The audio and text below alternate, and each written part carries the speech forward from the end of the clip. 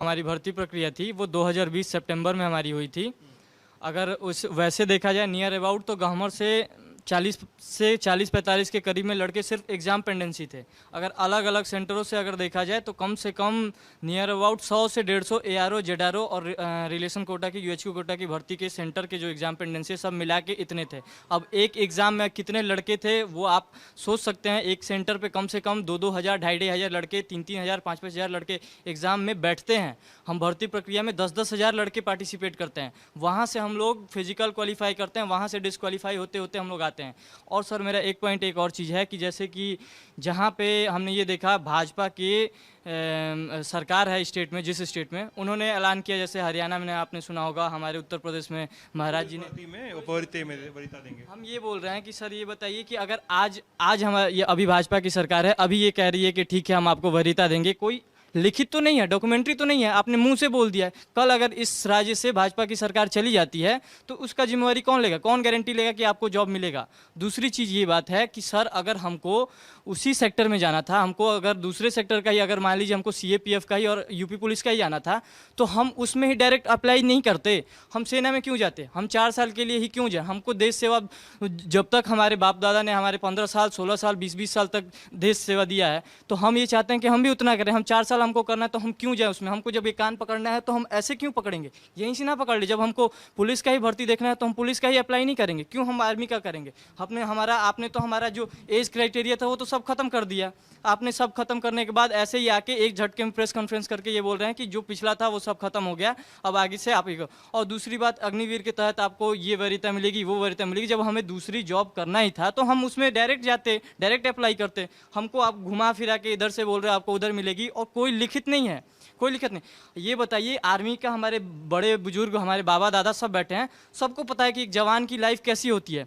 4 साल में आपको चूस लिया जाएगा, बढ़िया से रगड़ा दिया जाता है, हर चीज़ पे पनिशमेंट होता है। ये बताइए कौन सा ऐसा बंदा है, आप जितने भी लोगों से पूछेंगे कि सब जो आर्मी में रह चुके हैं या जो आर्मी का तैयारी करता है, वो एक बार तैयारी करने के बाद किसी और चीज़ के एग्ज़ाम कंपटीशन में बिठा दो तो उससे नहीं निकलेगा एग्ज़ाम। आप ये बोल रहे हो कि हम 4 साल बाद उसमें बढ़िया से सेवा दे के आएँ और रगड़ा खा के आएँ, उसके बाद आने के बाद हम फिर से कापी किताब उठा के बैठ के पढ़ें, और जो 4 साल 5 साल से बच्चे जो तैयारी कर रहे हैं उनके साथ हम कम्पीट करें। आप तो 10% का आरक्षण दे रहे हो ना, तो एग्ज़ाम तो हमको बैठ के वो देना ही पड़ेगा, एग्ज़ाम देना पड़ेगा, उनके साथ एग्ज़ाम में कम्पीट करना पड़ेगा, हम उनके साथ कम्पीट करें। आप उतने में ही आप हमको 12th का सर्टिफिकेट भी दे दोगे, आप हमको पोस्ट ग्रेजुएशन भी करा दोगे, आप हमको एक 30 दिन की छुट्टी भी दे दोगे, आप हमको देश सेवा भी करा दो, आप हमको बॉर्डर पर भी भेज दो। मतलब ये सरकार सिर्फ बेवकूफ़ बना रही है।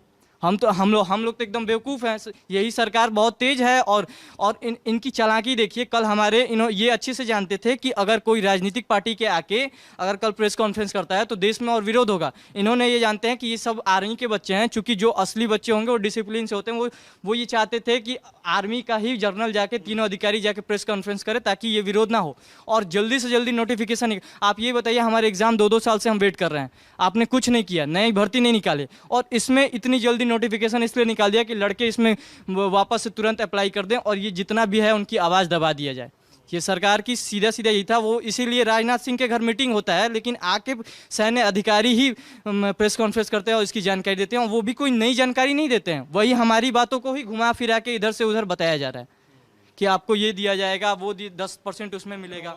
लेकिन ये जो बाद में बात हो रही कि 4 साल के बाद 11.5 पौने 12 लाख रुपए एक लमसम मिलेगा टैक्स फ्री, उसको लेकर ये मतलब वो पैसे की बात है, लेकिन फिर भी उसको लेकर क्या सोचना है तैयारी करने वाले लड़कों के मन में? फिर भी मैं एक कमेंट देना चाहता हूँ कि हमारे बड़े दादा पापा सब बैठे हुए हैं, सब बड़े उम्र के हैं। आप इनसे पूछ लीजिए कि अभी जो प्रेजेंट टाइम में जो चल रही है एक सैनिक की सैलरी, वो 33,400 रुपये है। आपने क्या किया, उसको 30,000 का पैकेज किया, उसमें भी आपने हमारे पैसे को ही काट के 21,000 इन हैंड आप दोगे। हम 4 साल बाद रिटायर होंगे, उसके बाद तो हमको दोगे आप पैसे ना, वो जो हमारा जो कटा हुआ पैसा है। आप इन हैंड तो हमको 21,000 दोगे पहले साल में, दूसरे साल 23,100 रुपये दोगे। क्या बचाए क्या हम करेंगे, क्या हम अपने परिवार को देखेंगे, क्या हम अपने सब चीज़ देखेंगे, मतलब उसी में हमको सब करना है। पहले साल आप पूरा साल 21,000 दोगे, दूसरे साल 23,100 रुपये दोगे, तीसरे साल 25,000 दोगे, चौथे साल 28,000 दोगे। हमारी सैलरी को आपने कम किया और आप बता रहे हो कि ये बहुत बढ़िया सेवानिधि पैकेज है, बहुत अच्छा है। ये सिर्फ जुमलाबाजी है, ये सिर्फ हम युवाओं को बेवकूफ़ बनाने का काम काम किया जा रहा है। परमानेंट जॉब्स में जो भी सिपाही परमानेंट जॉब भर्ती होता था, वो कसम खाने के बाद 30 मतलब जब वही वो कसम खाता था 18 महीने 19 महीने में वो खुद 5 लाख 6 लाख का मालिक हो जाता था। सोचिए जब वो 2 साल में 5 लाख या 3 लाख 4 लाख जो भी होता था, और हम 4 साल करके भी 10 ही लाख हमको मिल रहा है। ये हमारा ही पैसा हम ही को घुमा के दे रहे हैं। जैसे अभी एज वाले में बताया इन्होंने, 23 साल पहले से ही एज थी, कम करके 21 दिया, विरोध के बाद इन्होंने 23 कर दिया। उसी तरह ये पैसा भी हमें हमारा ही दे रहे हैं और कह रहे हैं कि ये बहुत अच्छा पैकेज है। ये खुद को या तो बहुत चालाक समझते हैं या तो जनता को बेवकूफ़ समझते हैं कि कोई समझ ही नहीं रहा है। हमारा ही पैसा हम ही को दे रहे हैं, कह रहे हैं कि हम भी इतना पैसा सैनिकों का ले रहे हैं, उसमें हम मिला के दे रहे हैं। ऐसा कुछ नहीं है। जैसे कि कल हमारे जनरल साहब अनिल पुरी ने बोला कि हम सेना को यंग करना चाहते हैं। मैंने एक आधिकारिक एक जगह न्यूज़ चैनल पे ही ये देखा था। हमारे देश में अभी तक जब से देश आज़ाद हुआ है तब से सेना में जितने परमवीर चक्र मिलने वाले हमारे हैं जवान या अधिकारी, उन सब में आप एक एवरेज आयु निकाला जाता है। ये मेरा स्टेटमेंट नहीं है, आज तक पे दिखाया गया न्यूज़ चैनल का स्टेटमेंट है। उसमें एवरेज आयु 31 साल है कि जो जिनको मैक्सिमम जितने भी मिले गए उनका एक एवरेज आयु निकाल गया 30। जब वो 31 साल के उम्र में परमवीर चक्र, उसकी शौर्यता पे कोई शक नहीं हो सकता है, तो आप कैसे ये डिसीजन लेने वाले हो? आप कौन डिसीजन लेने वाले होते हो कि हमारी आप शौर्य पे और हमारी वीरता पे आप शक करके आप एज कम करना चाहते हो? आप अभी भी निकाल के देख लीजिए, मेजर शैतान सिंह, मेजर होशियार सिंह, वीर अब्दुल हामिद, सबका एज सब 26 साल से ऊपर का है। सबका आप एवरेज निकालोगे तो वो 30-32 साल के ही हैं। ऐसा कोई नहीं है कि वो कम एज के हैं। अगर हैं भी तो वो एक गिने चुने हैं, मैक्सिमम जो हैं वो ज़्यादा एज के हैं। तो आपने अपने मन से ही डिसाइड कर लिया कि हमारे सेना को यंग करना है, नहीं तो ये नहीं लड़ पाएंगे। ऐसी कौन सी है हमारे सेना का एक एक से बड़े बड़े वीर गाथा, एक एक से अच्छे अच्छे हमारे